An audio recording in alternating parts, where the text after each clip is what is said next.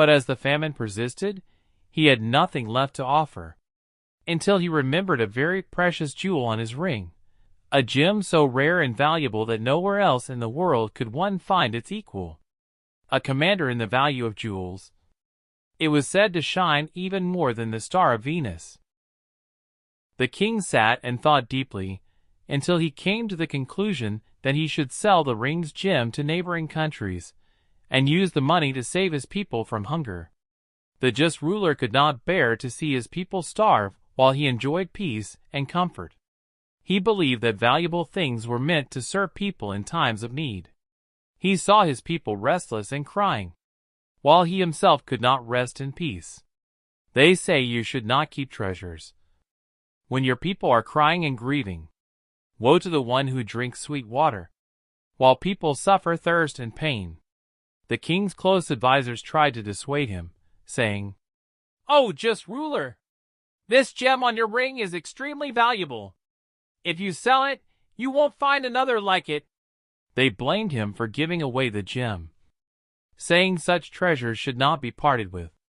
They saw it foolish to sell and give, to show mercy and generosity to others. But the king sold the gem to a neighboring country, and used the money to buy bread, food, and necessities for his people. For a while, although short, the people were saved from hunger.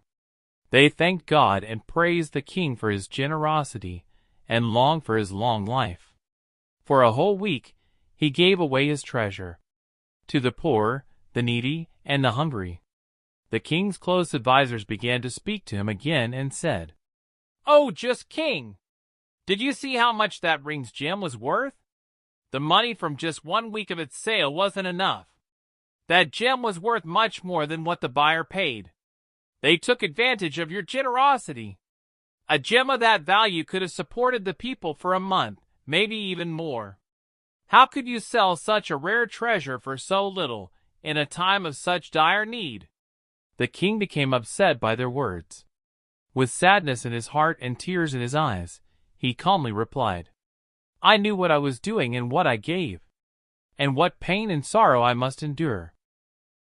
If wealth brings peace to the heart, what use is the gem of the ring was not to glorify myself, but to ease the pain of my people.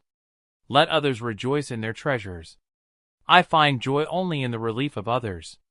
When the king's close advisers heard this response, they were moved. They joined him in prayer, begging God for mercy and rain. Then all the people of the city came together in a vast